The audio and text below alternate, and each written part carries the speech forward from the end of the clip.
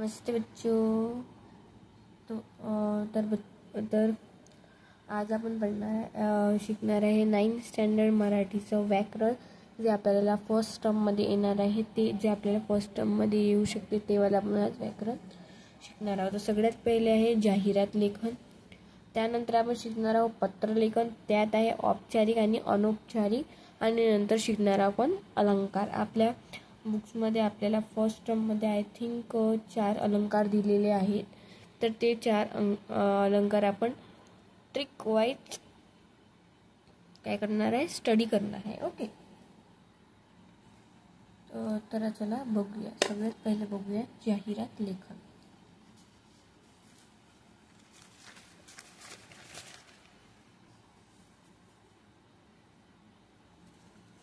तर बघा, सर्वप्रथम आपण बघणार आहोत जाहिरात लेखन.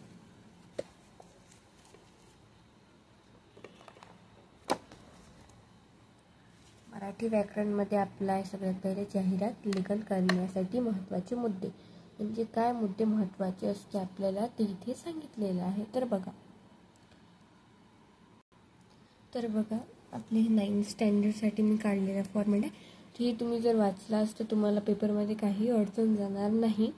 तर आपण सगळ्यात पहिले जाहिरात लेखनाचे करण्यासाठी महत्त्वाचे मुद्दे काय असते हे बघणार आहोत. तर सगळ्यात पहिले बघा, जाहिरातीमध्ये कंपनीचे नाव ठळकपणे लिहा. म्हणजे जे आपण जाहिरात करतो, आता आपण बघू शकतो की आपल्या शहरात, आपल्या गावात अनेक दुकानं असतात. आपण त्या दुकानाला काही ना काही काय असतं, नाव दिलेलं असतं. जसं काय असतं, वैशाली किंवा आता डीमार्ट और आणखी कोणतं आहे, बिझीलँड, असे अनेक नाव आहे. काय बिझीलँडमध्ये कविता आहे, रघुवीर आहे, असे काय असतं, नाव दिलेले असतात. इतकं कळलं तुम्हाला. तर त्या कंपनीचे नाव जे ते ठळकपणे म्हणजे मोठ्या अक्षरात लिहावे. आपण म्हणजे कंपनीसाठीच ती जाहिरात देत आहे ना, तर कंपनीचे नाव कसं ठळकपणे लिहावे. भाषा साधी सोपी वापरावी. म्हणजे आपण जशी साधी भाषा बोलतो तशीच भाषा आपल्याला त्यात वापरायची आहे. ओके. ठिकाण, वेळ, संपर्क या गोष्टींचा उल्लेख करावा. म्हणजे ठिकाण म्हणजे आता दुकानाची तुम्ही जाहिरात दिली आणि तुम्ही दुकान कुठे आहे हेच लिहिलं नाही तर लोक कुठं जातील, ते आपल्याला द्यावं लागेल ना त्या ठिकाण. आणि जर तुमचं दुकान सकाळी 9 वाजता उघडत असेल आणि जे ग्राहक आहे ते सकाळी 7 वाजता चालले, तर त्यांना मिळणार नाही ना, ते वापस चालले जाईल ना. तर त्यांना त्याच्यात काय, ठिकाण, वेळ आणि संपर्क या गोष्टींचा उल्लेख, म्हणजे ह्या गोष्टींचा उल्लेख आपण खाली करावा. सगळ्यात पहिले मी तुम्हाला सांगतेच एक जाहिरात, मग आपण ते बघूया. ओके. गाण्याच्या ओळी, सुविचार, सुवचने यांचा वापर करावा. म्हणजे आता आपण जसं कशाची तरी ॲडव्हर्टाइजमेंट करतो, जसं आपल्या ॲटो वगैरेमध्ये म्हणजे बॅनरमध्ये ॲडव्हर्टाइजमेंट केलेली असते. तर त्यात आपण काय बघतो, की म्हणजे असं गाणे टाकलेले असते, म्हणजे असे वेगवेगळे गाणे टाकलेले असते, सुवाचने टाकलेले असते, तुमच्या आवडीचे दुकान, म्हणजे हे दुकान असं डॅश दुकानाचं टाकलेलं असतं. तर मग ते पण त्यात ॲड करायचं असतं. म्हणजे याने काय होते, आपली जाहिरात जे आहे ते प्रभावी बनते, आणखी चांगली, म्हणजे एकदम अशी मस्त प्रभावी दिसते. ओके. आता ऑफर, इथे गरज पडल्यास चित्रांची जोड द्यावी. जर जागा असेल आजूबाजून तर काय करायची, चित्रांची जोड द्यावी. म्हणजे आता तुम्ही जर शाळेच्या गणवेशाची जर ॲडव्हर्टाइजमेंट करताय, गणवेशाचं असं म्हणजे इथं असं आता ही तुमची ॲडव्हर्टाइजमेंट आहे, तिथं तुम्ही काय करू शकता, इथं गणवेश काढू शकता 2, तर आपली जाहिरात लिहू शकता. ओके, असं म्हणणं माझं. ओके. तर नंतर काय, नंतरचा पॉईंट, ऑफर, सवलती दिल्याने जाहिरात लक्षवेधक बनते. आता ऑफर म्हणजे आता सगळ्यात पहिले तुम्ही गाणीच्या ओळी काय टाकणार, मला कॉमेंटमध्ये सांगा की तुम्ही हे करता, ॲडव्हर्टाइजमेंट करता आहे आपल्या कपड्यांच्या दुकानाची. कशाची, कपड्यांचे दुकान. तर ओळी काय टाका, तुम्ही असे टाकू शकता का, तुम्ही मुलांसाठी कपडे शोधत आहात, तर आपले विश्वसनीय दुकान, सर्व प्रकारचे कपडे मिळणारे दुकान, आपलेच दुकान, आपले दुकान डॅश डॅश, आपल्या दुकानाचं नाव टाकायचं आहे असं लिहू शकतो. ओके, तर आपण असं त्यात ॲड करू शकतो. आता ऑफर सवलती दिल्याने जाहिरात लक्षवेधक बनते. आपण जर म्हटलं तुम्ही 2 ड्रेस घेतल्यास तर त्यावर काहीतरी फ्री दिलेलं. तुम्ही जर 2 ड्रेस घेतला तर तुम्हाला त्यावर 1 बॉटल फ्री. तर काय काय होतं ना, ते जे आपली जाहिरात आहे ती म्हणजे अट्रॅक्टिव्ह बनते काहीतरी, तर ते द्यायला हवं. ओके, आता आपण एक उदाहरण बघूया, छत्री, रेनकोट, पाऊस. ओके, तर ते बघूया आपण आता. तर तुम्ही बघू शकता, उदाहरण आहे आपलं छत्री, रेनकोट, पाऊस. याची काय केली आपण इथे जाहिरात तयार केलेली आहे. इथं आपण मी म्हटलं होतं ना की तुम्हाला की आपल्याला एक गाणं टाकावं लागणार आहे त्यात, कारण की आपण जर गाणं टाकलं ती आपली ॲडव्हर्टाइजमेंट काय होते, लक्षवेधक म्हणजे आकर्षित बनते. ओके, तर पण मी गाणे कसे टाकले, पावसाळा आला आला पावसाळा, छत्री आणि रेनकोट घेण्यासाठी होतील मुले गोळा. अशी मी काय टाकले, कविता, सुवाचन, सुविचार जे आपल्या मनात आलं ते आपण लिहायचं, लक्षवेधक बनते. मी काय लिहिलं, पावसाळा आला आला पावसाळा, छत्री आणि रेनकोट घेण्यासाठी होतील मुले गोळा. बरोबर आहे. लिहायचे आपले सर्वांचे विश्वसनीय राणी, छत्री व रेनकोट. आता बघा मी याला पण असा बॉक्स केला आहे, कारण की काय आहे, मेन आहे, म्हणजे काय आहे, त्या दुकान जे आहे त्याचं काय आहे, नाव आहे, म्हणून मी याला कसं केलं आहे, बॉक्समध्येच अट्रॅक्टिव्ह बनवण्यासाठी काहीतरी केलं. मग नंतर काय लिहायचं बघा,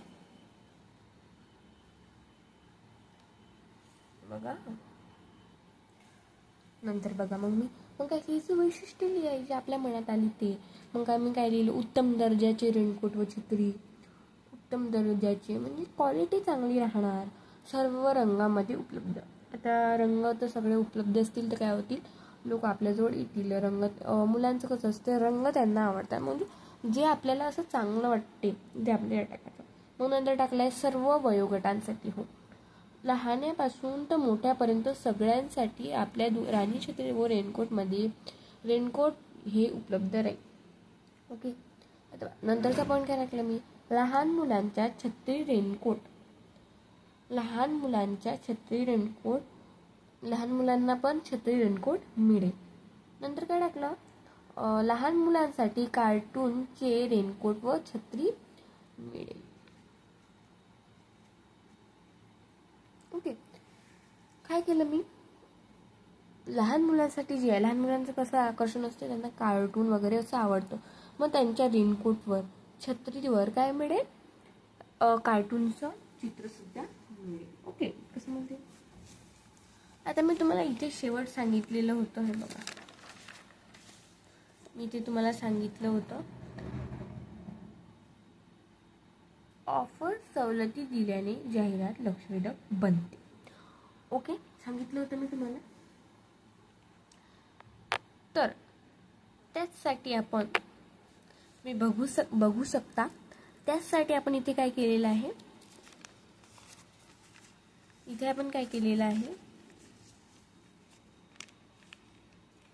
आपण हे टाकलेलं आहे, ऑफर टाकलेली आहे. असं म्हणजे बादल जो असतो ते काढून इथं आपण ऑफर टाकलेली आहे की 2 रेनकोटवर 1 छत्री काय आहे, फ्री मिळणार आहे. आणि मी तुम्हाला सांगितलं होतं की आपल्याला इथे छत्रीची पण जोड करावी लागणार, त्यामुळे काय होणार, चित्रांमुळे आपली जे जाहिरात आहे आकर्षित बनणार. ओके, काय बनणार, आकर्षित बनणार. म्हणून मी काय केलं, असं मस्त असं काय केलं, बादल काढलेलं आहे आणि त्यात लिहिलं आहे 2 रेनकोटवर 1 छत्री काय होणार, फ्री मिळणार. आता मेन मुद्दा म्हणजे मी तुम्हाला काय सांगितलेलं होतं, आपले बघा हे म्हटलं पण सांगितलं काय होतं मी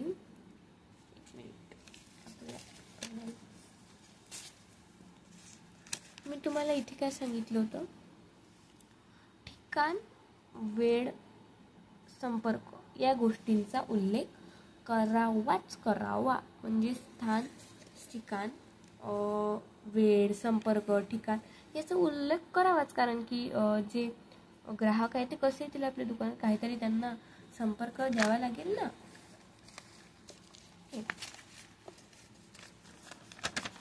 आता आपण खालच्या टप्प्यावर जाऊया. तर बघू शकता तुम्ही, मी खाली काय लिहिलेलं आहे, आपल्याच शहरात गाडगेनगर.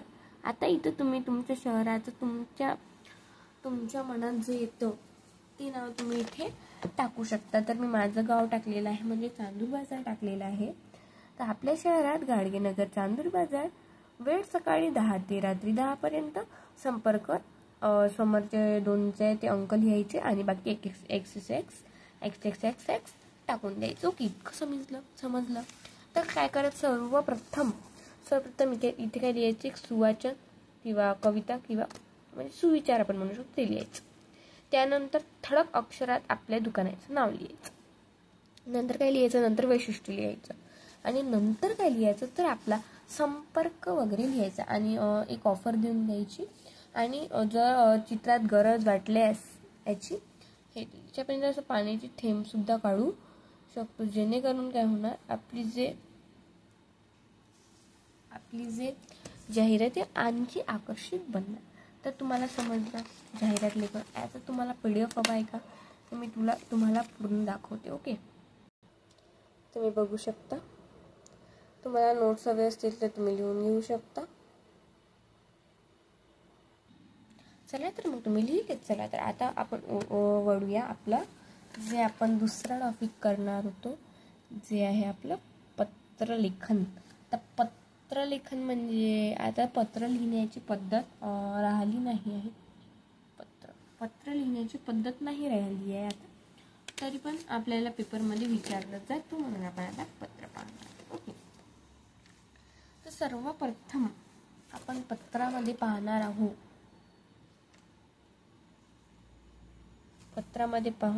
आपण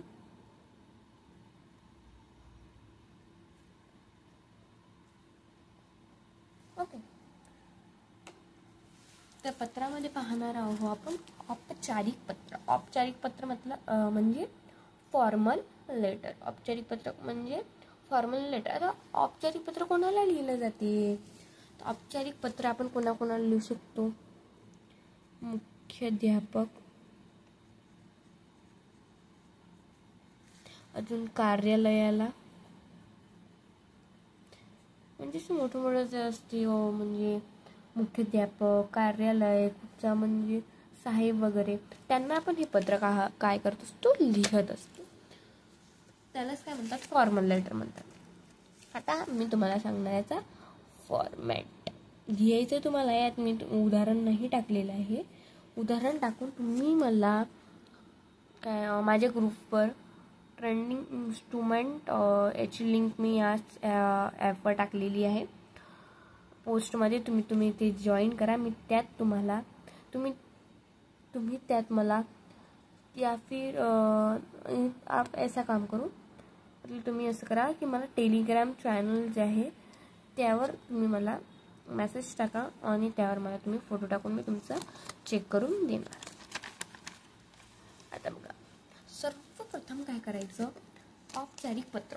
जर आपल्याला पेपरमध्ये आलं एक अनौपचारिक पत्र येत असतं, हे मला अनौपचारिक पत्र येत असतं आणि एक औपचारिक पत्र येत असतं. तर काय करायचं, कधीही औपचारिक पत्र अटेंड करायचं आलं तर. ओके, काय होतं औपचारिक पत्रामध्ये कसं असतं, आपली मार्क्स कटत नाही. ओके, तर सगळ्यात पहिले काय लिहायचे, दिनांक लिहायचे. दिनांक कशी लिहायची, अशी नाही लिहायची 3/3/20XX असं नाही लिहायचं. इथं काय लिहायचं, तिसरा महिना कोणता असतो, मे. तिथं कसं येणार, असं येणार मे. इतकं कळलं तुम्हाला, इथं दिसत नाही की तुम्हाला. ओके, जाऊ द्या. मग काय करायचं, मग प्रति लिहायचं. प्रति लिहून माननीय ज्याला तुम्ही पत्र पाठवताय, आता तुम्ही मुख्याध्यापकाला सपोज पत्र लिहत आहात, तर मुख्याध्यापकाला तुम्ही पत्र लिहत आहात, तर तुम्ही काय करणार, तुम्ही असं टाकणार, माननीय मुख्याध्यापक. आता तुमच्या ज्या स्कूलमध्ये जे आहे कोण आहे प्रिन्सिपल, त्या हिशोबाने लिहायचं की या फिर तुम्ही असे लोक सुद्धा, आपण सपोज काय कोणतं नाव होतं, प्रमोद. ओके, माननीय मुख्याध्यापक प्रमोद सर, त्यांचा पत्ता लिहायचा. पत्ता आपल्या स्कूलचा सवा आहे, तर मग पत्ता लिहायचा. तुमच्या शाळेचं नाव XXX आणि त्या गाव, पहिले शाळेचं नाव, त्याच्या खाली गाव आणि त्याच्या खाली मग पिनकोड लिहायचं. ओके.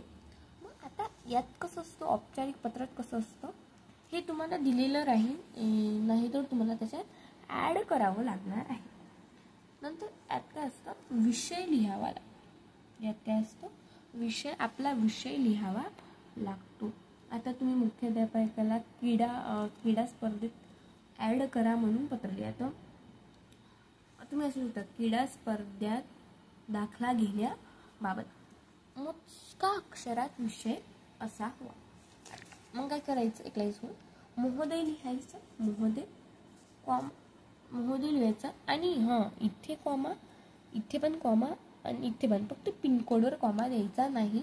खाली पण आपण पिनकोड जो लिहिणार आहे, मी सांगेल तुम्हाला, त्यावरही कॉमा, पिनकोडच्या समोर कधीच कॉमा येत नसतो. तर महोदय जर पुरुष असेल तर महोदय, आणि जर स्त्री असेल तर काय लिहायचं, महोदया लिहायचं. मग काय येतो, मग येतो आपला मजकूर. मजकूर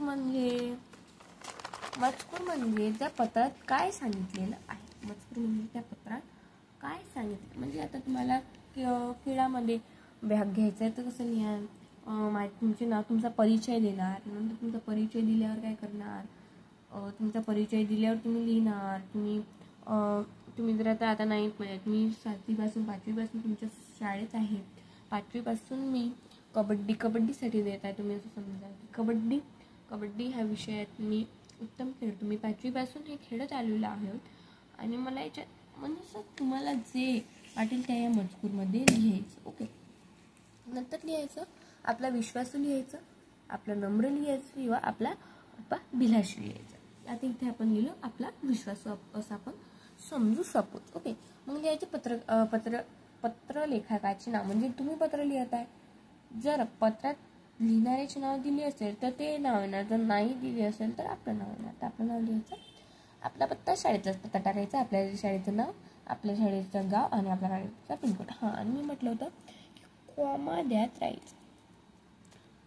द्यायचा आहे, आणि पिनकोडवर काय करायचं आहे, थांबायचं आहे. पिनकोडवर समोर जायचं नाही, पिनकोडवर आपल्याला स्टॉप घ्यायचं आहे, कॉमा द्यायचा नाही. आणि आपल्या सगळं ईमेल देऊन xyz@gmail.com करून तुम्हाला तुमचं पत्र जे आहे ते कंप्लीट करायचं आहे. तर मी तुम्हाला एकदा पूर्ण जो आहे तो फॉर्मॅट दाखवतो. बघू शकता तुम्ही, अशा प्रकारे हा फॉर्मॅट येणार आहे. तुम्ही तुमच्या बुक्समध्ये नोट करून घ्या, तुम्हाला पेपरच्या वेळेस वाचायला इझी जाईल. ओके, ठीक आहे. तुम्ही लिहिला तर आपण आता पाहणार आहोत अनौपचारिक पत्र. आता अनौपचारिक पत्र म्हणजे जे आपण भाऊ, बहीण, आई, बाबा आणि मित्र अशा म्हणजे त्या ओळखीच्या त्यांना लिहिलं जातं, त्याला काय म्हणतो आपण, अनौपचारिक पत्र म्हणतो.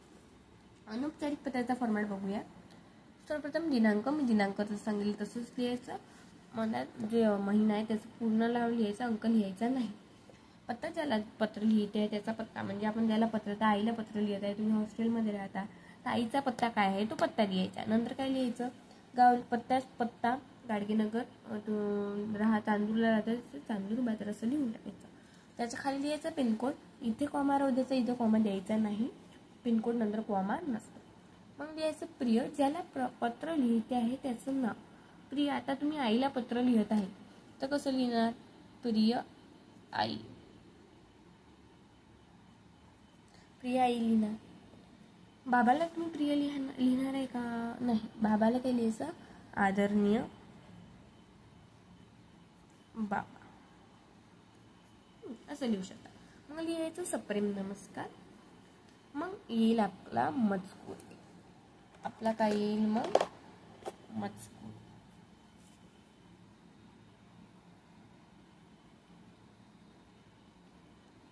इथे काय येणार, आपला मजकूर येणार.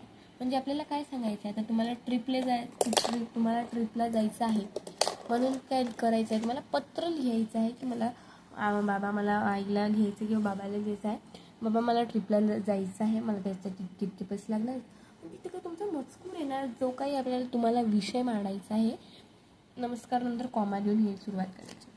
मग काय काय लिहायचं,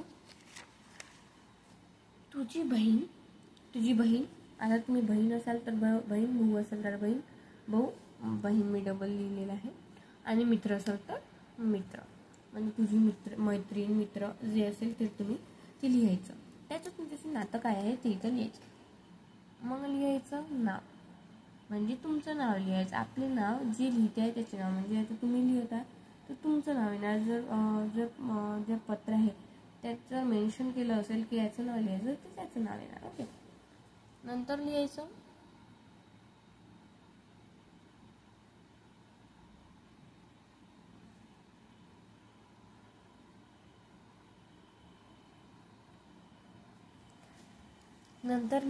पत्ता. आता पत्ता म्हणजे तुमचा पत्ता येणार ना. आता वरती आपण कसा ज्याला पाठवते त्याचा पत्ता, इथं तुमचा कोणाचा पत्ता येणार तुम्ही इथं नोट करून घेऊ शकता. जो पत्र लिहिते, आता इथे बघा, इथे तुमचा इथे जो पत्र आहे त्याचं नाव दिलं राहू शकतो, मग त्याचा ॲड्रेस तिथे दिलेला राहू शकते. याची काळजी घ्यायची आहे आपल्याला. जो पत्र लिहिते आहे त्याचा. आता तुम्हाला पत्राचा जो फॉर्मॅट आहे, त्यात तुम्हाला दिलेलं असू शकते की पत्ता काय आहे आणि पाठवणाऱ्याचं नाव काय आहे, तुम्हाला त्यात दिलेलं असू शकते. नंतर लिहायचं पिनकोड. पिनकोड म्हणजे तुमचा पिनकोड जो काही असेल तो, आणि नंतर लिहायचा ईमेल. मग तुम्ही xyz@gmail.com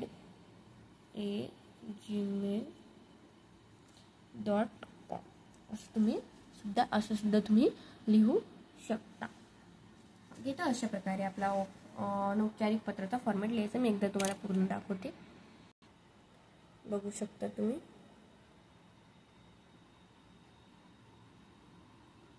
अशा प्रकारे तुम्ही लिहिलात तर तुम्हाला मार्क्स मिळतील. ओके. तर बघा, आता आपलं औपचारिक म्हणजे पत्र जे आहे ते काय आता आपल्याला समजलेलं आहे. आता आपण काय बघणार आहोत, आता आपण बघणार आहोत अलंकार. आय थिंक 9th स्टँडर्डच्या बुकमध्ये जे आहे फक्त 4 अलंकार दिलेले आहेत बुक्समध्ये फर्स्ट टर्मसाठी.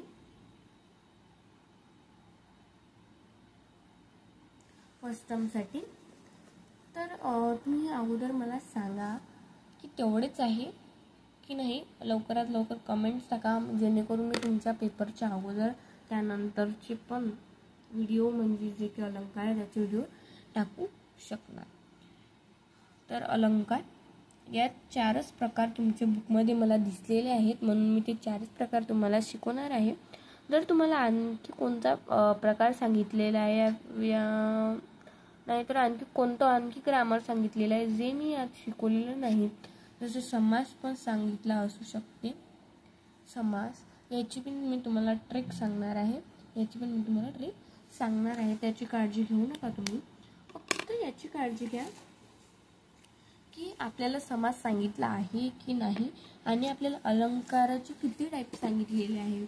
आणि तुम्हाला जर हवं असतील तर मी आणखी काही बातमी लेखन, कथा लेखन हे जरी तुम्हाला सांगितले असेल तर मला नक्की कमेंट्समध्ये टाका, मी तुम्हाला नक्की उपलब्ध करून देणार. ओके. तर आता आपण बघूया अलंकार.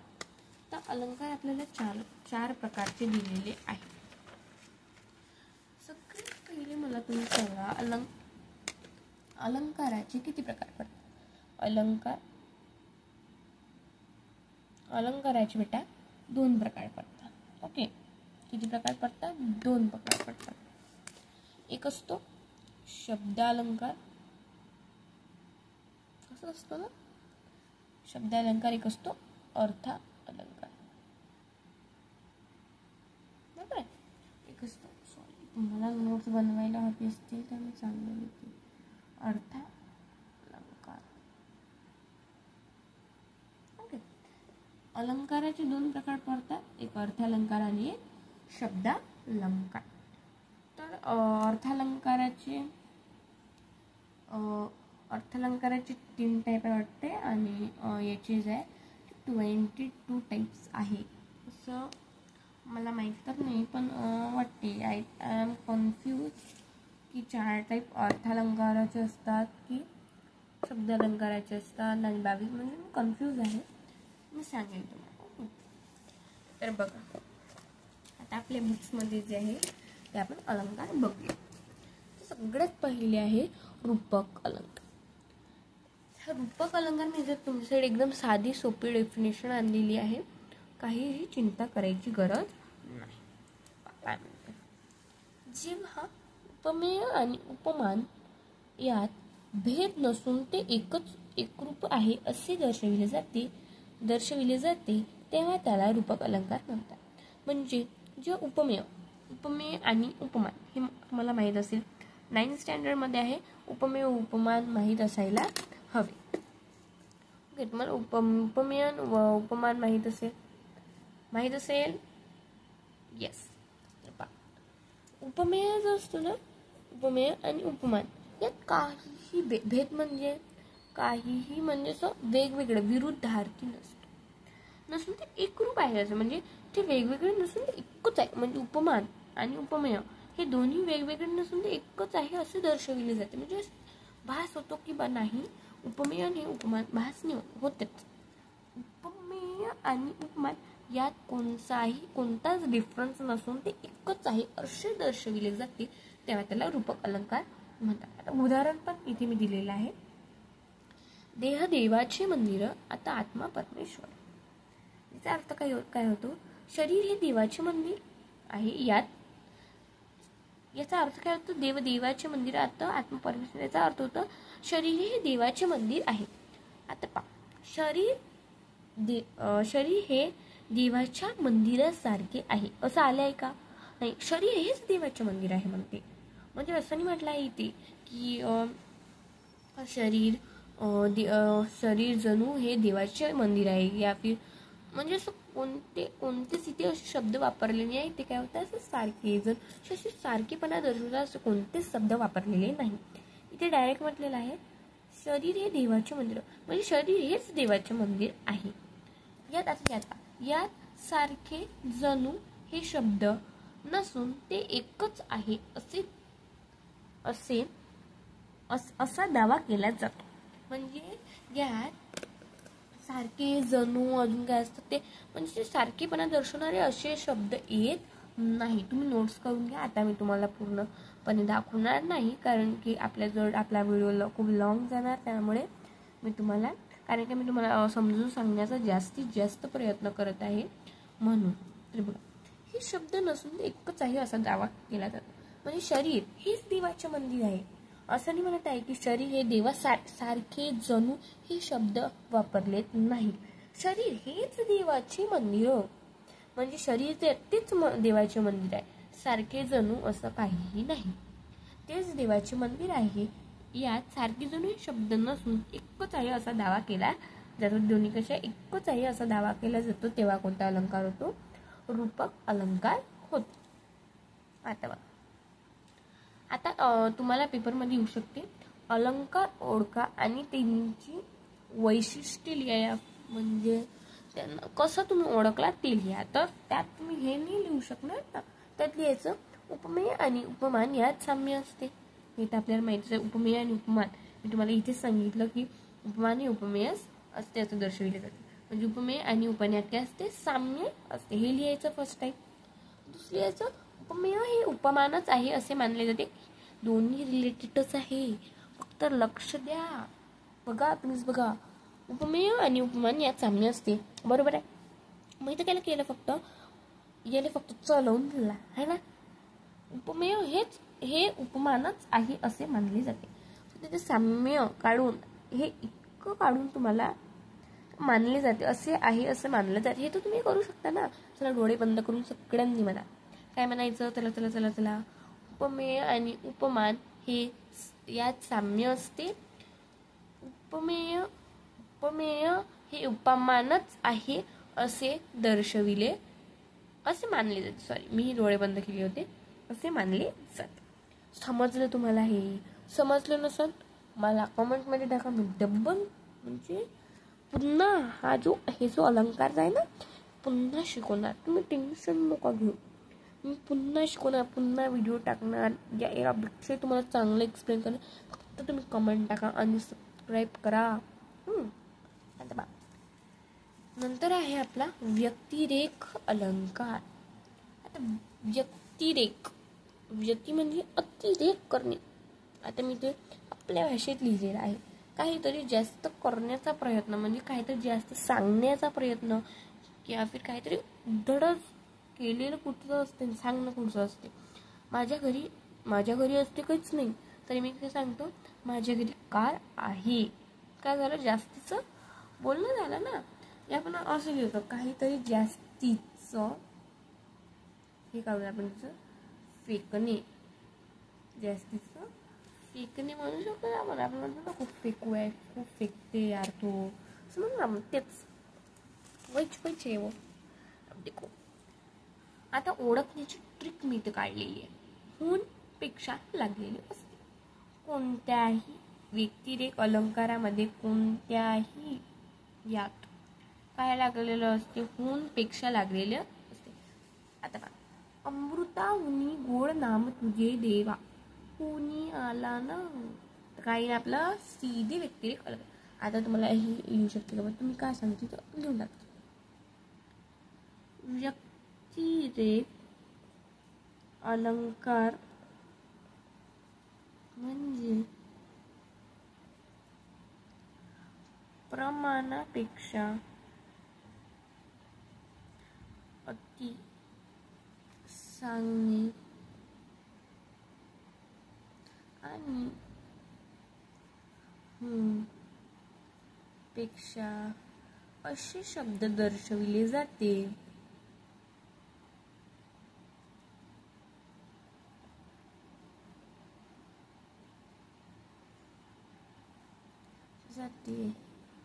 तेव्हा त्यास, इथे तुम्ही लिहून घ्या काय लिहायचं, तेव्हा त्यास काय म्हणतात, व्यक्तिरेख अलंकार म्हणतात. ओके, तुम्ही इतकं कराल माझं काम. चला पुढे चालू. नंतर आहे आपलं दृष्टांत अलंकार. तर दृष्टांत आपल्याला लिसून आहे, कीर्तीचा काठी अंतत्वाला आहे ना, ते मी व्हिडिओ अपलोड केलेले आहे, तुम्ही बघू शकता. तर बघा, दृष्टांत अलंकार म्हणजे काय, तर दृष्ट सांगणे असंच काहीतरी असेल ना. दृष्टांत म्हणजे तसंच होऊ शकते. आपण वैशिष्ट्य काय आहे हे आपल्याला विचारले जाते, म्हणून मी आता इथे वैशिष्ट्य लिहिले. एखादी गोष्ट पटवून देणे. आता त्यात कसं आपल्याला सांगितलं आहे की माणूस हा विचाराशिवाय वंचित राहू शकत नाही. जो कटी आहे त्याला श्री चक्रधर स्वामीने काहीतरी पटवून सांगितले, दृष्टांत सांगितलेला आहे. तर एखादी गोष्ट पटवून देणे हे आपण म्हणू शकतो. जरा डोळे बंद करून म्हणा, कोणत्या अलंकारामध्ये, दृष्टांत अलंकारामध्ये एखादी गोष्ट पटवून देणे. ती पटवून देण्यासाठी समर्पक उदाहरणाचा वापर करू, म्हणजे ती पटवून देण्यासाठी काहीतरी उदाहरणाचा काय असते, वापर केलेला असतो. आता इथं लहानपण देग देवा, मुंगी साखरेचा रवा, एराव रत्न थोर त्यासी अंकुशाचा मारा. म्हणजे लहानपण दे देवा म्हणजे मुंगी सारखं. एरो म्हणजे काय होतं, हत्ती होती. एरो म्हणजे काय होतं, लहानपण देव देव म्हणजे मुंगी सारखी मला संत तुकाराम महाराजांचे वाटते.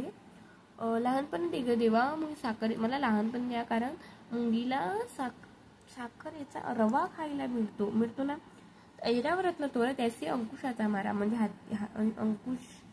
अंकुश तर मला माहित नाही ॲक्युरेट काय म्हणतात, तर पण ऐराव रत्न तोर त्याचे अंकुशाचा मारा म्हणजे हातीवर कशाचा तरी मारा केला जातो. तो इतका प्रभावी, इतका मोठा असून सुद्धा त्याच्यावर कशाचा तरी मारा केला. अंकुशाचा मला ॲक्युरेट माहीत नाही. मी तुम्हाला खोटा अर्थ सांगत नाही, कारण की मग तुम्हाला जर पेपरमध्ये हेच उदाहरण याचं लिहून घ्या म्हटलं तर तुम्ही असं लिहिणार आणि तुमचे मार्क्स कटणार, म्हणून मी सांगणार नाही. मी तुम्हाला कमेंट्समध्ये टाकणार की अंकुश म्हणजे काय होतं, त्यात तुम्ही अर्थ लावून इतकं काम तुम्हालाच करायचं आहे. तर त्याच्यानंतरचा आहे तिसरा, चेतना उक्ती अलंकार. सगळ्यात सोपा अलंकार आहे. मुलांनो लक्ष द्या, पोरांनो पोरींनो, माकड्यांनो माकडींनो, लक्ष द्या. चेता गुणवती अलंकार. वैशिष्ट्य काय असते, अचेतन वस्तूंना सचेतन बनवले जाते. अचेतन म्हणजे निर्जीव वस्तू, सचेतन म्हणजे सजीव वस्तू. हे आपण करू शकतो अचेतन वस्तूंना. चला उडीमन मुंडा करून म्हणा, अचेतन वस्तूला सचेतन बनवले जाते. मला तर आलं यार, तुम्ही पहा तुमचा आता. त्या वस्तू सजीव प्राण्याप्रमाणे किंवा माणसाप्रमाणे वागतात. त्या वस्तू कशा वागतात? मानवाप्रमाणे वागतात. आता मी हे तुम्हाला लिहायचं नाही, मी तुम्हाला समजेल म्हणून हे मी माझ्या ओपिनियननं मी लिहिलेलं आहे. निसर्गातील निर्जीव वस्तू सजीव आहे अशी कल्पना करून ती बघा, निसर्गातील निर्जीव वस्तू सजीव आहे अशी कल्पना करून ती मनुष्याप्रमाणे वागत आहे किंवा कृती करत आहे असे जेव्हा वर्तन केले जाते तेव्हाच त्या चित्रवृत्ती अलंकार म्हणतात. आता पहा, जी निर्जीव वस्तू आहे ती सजीव आहे, ती मनुष्याप्रमाणे वागत आहे अशी जेव्हा कल्पना केली जाते तेव्हा काय म्हणतो आपण त्याला? चेतना गुणवृत्ती अलंकार. म्हणजे निर्जीव वस्तू सजीव आहे अशी कल्पना करून ते मनुष्याप्रमाणे वागत आहे किंवा कृती करत आहे असे जेव्हा वर्णन केले जाते, म्हणजे निर्जीव वस्तू हे सजीव आहे आणि ते मनुष्याप्रमाणे वागत आहे असे वर्णन केले जाते तेव्हा त्यास काय म्हणतात? चेतना गुणवृत्ती अलंकार म्हणतात. आता उदाहरण पहा, मंगल मंगल गीत म्हणे असपुट रजनी मूकपणे. म्हणजे जे रजनी म्हणजे काय? रात्र. रजनी म्हणजे काय? रात्र. तर पहा, म्हणजे रात्री म्हणते मंगल मंगल म्हणजे गाणे म्हणत आहे, म्हणते मंगल मंगल गीत म्हणत आहे, म्हणते कोण? रजनी म्हणजे रात्री. रात्री मंगल म्हणजे गीत म्हणू शकतो का? नाही. पण काय केलं आहे? निर्जीव आहे ना, आणि काय? निर्जीव वस्तूला सजीवाची उपमा दिलेली आहे. गाणे कोण म्हणू शकतो? मानव म्हणू शकतो. तर रजनी कोणाला म्हटलं? मानवाप्रमाणे वागत आहे असं रजनी सांगितलेलं आहे. म्हणजे रजनी जे आहे ती गीत म्हणत आहे. रजनी गीत म्हणू शकते का? नाही. ते मानवाप्रमाणे कृती करत आहे. मानव गाणे म्हणू शकतो तशी ती काय करत आहे? कृती करत आहे. इतकं समजलं? Okay, thanks for watching. #madamji subscribe my channel and कमेंट्समध्ये टाका की आणखी पुढं तुम्हाला कोणत्या आणखी अलंकार सांगितलेले आहे, जेणेकरून मी ते तुम्हाला उपलब्ध करून देऊ शकणार. म्हणजे तुम्हाला जे सांगितलेले आहे की आता हे पण येणार आहे तर ते मी तुम्हाला उपलब्ध करून देणार. म्हणून मला तुम्ही कमेंट्समध्ये टाका की तुम्हाला कोणता आणखी ग्रामर आहे जे मी तुम्हाला उपलब्ध करून देऊ शकते. #madamji सबस्क्राईब केल्याशिवाय राहू नका. Thank you for watching.